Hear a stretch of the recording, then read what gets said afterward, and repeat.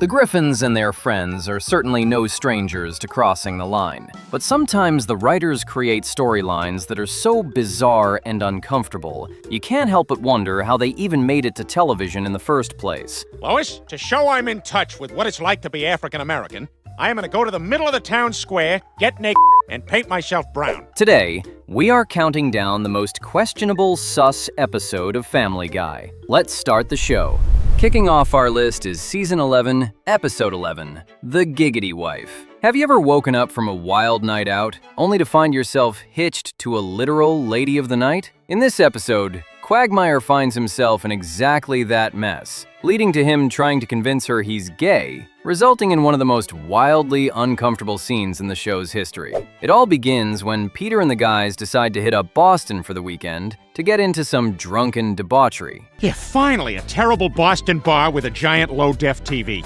Mind you, these guys are over 40, so even just smelling a shot gets them way too drunk. The guys literally tear up the town, borrowing sharks from aquariums, and even driving a pirate ship through the streets. You know, the true Boston experience. The next morning, a very hungover Quagmire wakes up and wonders what happened. I can tell you what happened.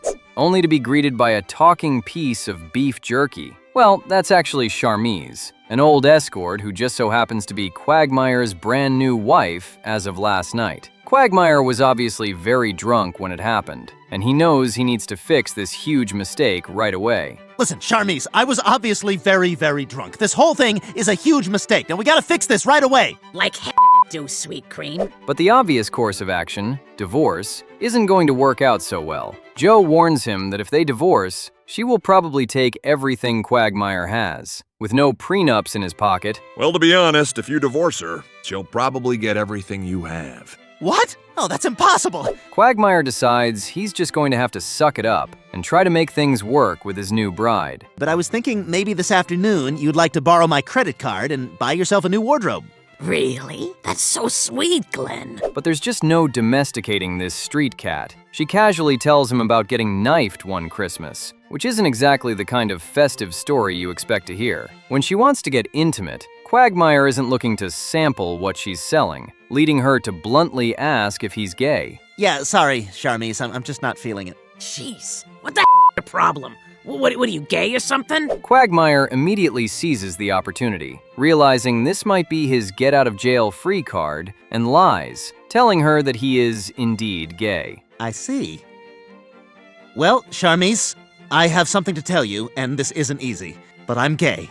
What? Not content with living with a man who likes men, Charmise moves out, meaning Quagmire is finally free to return to his usual internet hobbies. I'm really sorry it didn't work out, Glenn. Me too, Charmise. I'll send the divorce papers to that Rite Aid where you brush your teeth. But Charmise comes back, catches him in the act, and being the genius that she is, deduces that no gay man would be watching a straight video. But listen, Charmise, it's not what you think, all right? I've been poisoned, and I'm trying to make myself throw up. So if Quagmire really wants this divorce, he's going to have to prove it by letting her watch him get it on with a guy. Prove it. Let me watch you have sex with a man. What? You heard me. I want to see you get it on with a guy. With no other options, Quagmire goes to the only man he can trust with this task, Peter. Peter's brain basically reboots at the question, but he agrees to help his buddy out, as long as his demands for free flights are met. I have some demands. Of course, of course. Nobody can ever know. Absolutely, I'm right there with you on that one. There will be no kissing on the mouth. Okay. It all leads up to the moment of truth, and it's about as passionate and erotic as you'd expect, which is to say, not at all. Oh God, I'm so excited for gay Me too. Your body makes me so. They hesitantly prepare to do the deed, but thankfully, before they have to fully commit, and before we have to see two grown men cry, Charmise calls it off. Stop.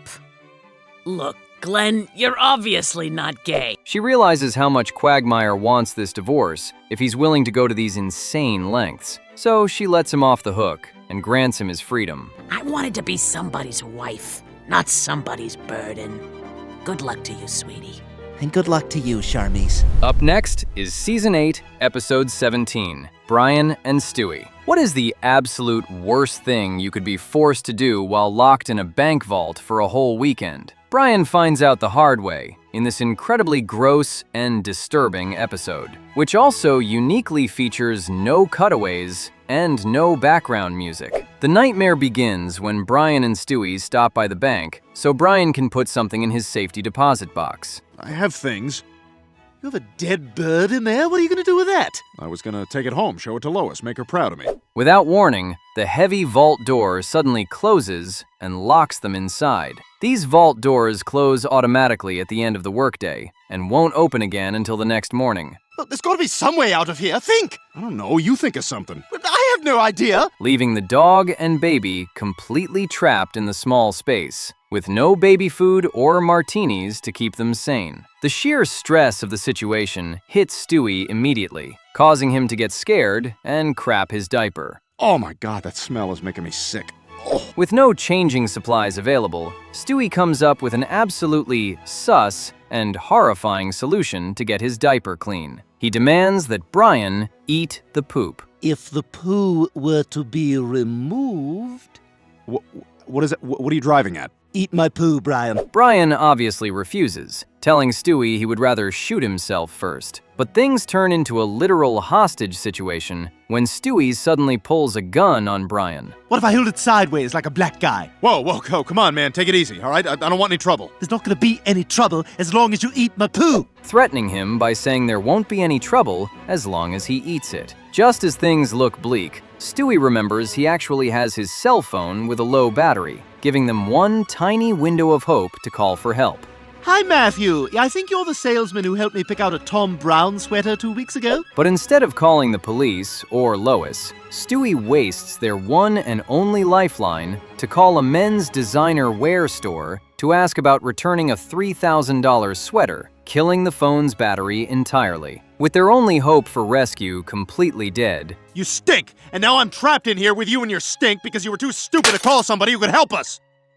That really hurt. and no other options to get Stewie clean, Brian takes one for the team. Ah, don't do it right here. I don't want to watch. What? Take it over there. Do it in the corner. It's gross. It's your poop. To the horror of audiences everywhere, Brian actually goes through with it and eats the mess right out of Stewie's dirty diaper. Got some dessert for you. You gotta be kidding me. Making for easily one of the most disgusting and uncomfortable scenes the writers ever cooked up. Well, why don't you lie down? I think I will. I just realized something. What? Tomorrow's Sunday.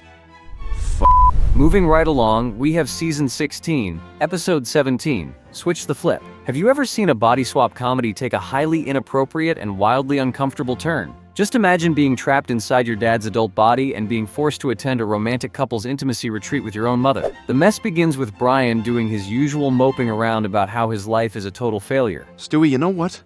It's hard being a dog. Maybe if you stopped feeling sorry for yourself, you could actually do something positive with your life. Stewie gets fed up and decides to help the dog out by busting out his brand new invention, a particle interchange transporter. This device will allow me to inhabit your body and you mine. That way, I can fix your life and then return your body to you. The machine successfully swaps their bodies so Stewie can take the reins and try to fix Brian's life for him. My hand. I mean, your hand. It's mine. Yes! Stewie, I think it worked. However, after getting Brian a university teaching job and a girlfriend that both end in disaster, they realize his life is pretty much unfixable and decide to switch back. There's nothing I can do with this body. Also, I know this is a big inconvenience, but you and the trash guy now wave to each other. But right in the middle of the transfer process, Peter and Chris burst into the room mid-tussle, causing the machine to break and completely scramble everyone up. Now, Stewie is trapped as Peter, Brian is Chris, Chris is Brian, and Peter is Stewie. Peter, you in there? I feel really weird. What the is going on? What happened to my body? While Peter is having the time of his life enjoying the childlike whimsy of his new baby body by doing Marx Brothers-style mirror dances, Stewie is facing pure nightmare fuel. It's broken!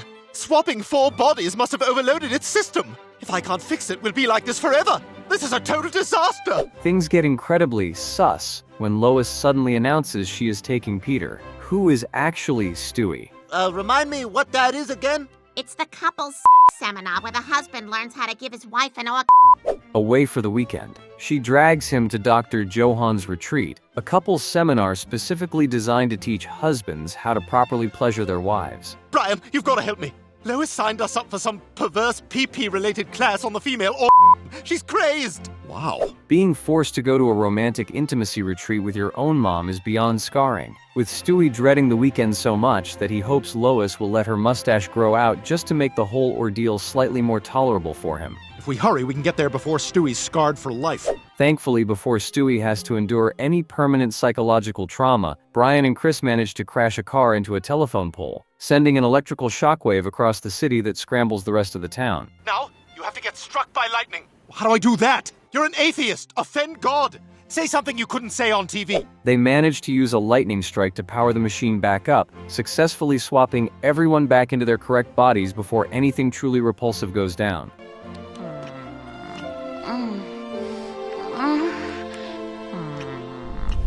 Wrapping up our countdown is Season 13, Episode 12, What Happens When a Baby Becomes So Desperate to Save His Friendship with a Dog That He Decides to Commit an Actual Crime Against Nature. The madness starts when Stewie realizes that Brian has been incredibly distant. I can't. I got plans. I'll see you later. Oh, sure, maybe another time. Constantly blowing him off for other plans. Stewie complains to Rupert that Brian is being standoffish, but he soon gets a horrific idea when he watches Joe and Bonnie happily playing with their daughter, Susie. Wait a minute.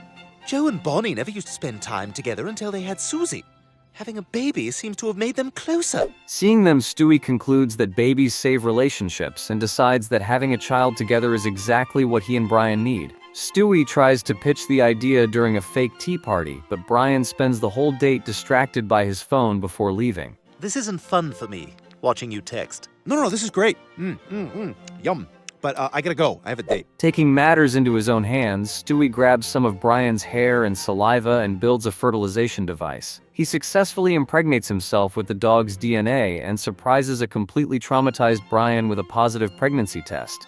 What have you done? I think you mean, what have we done? What?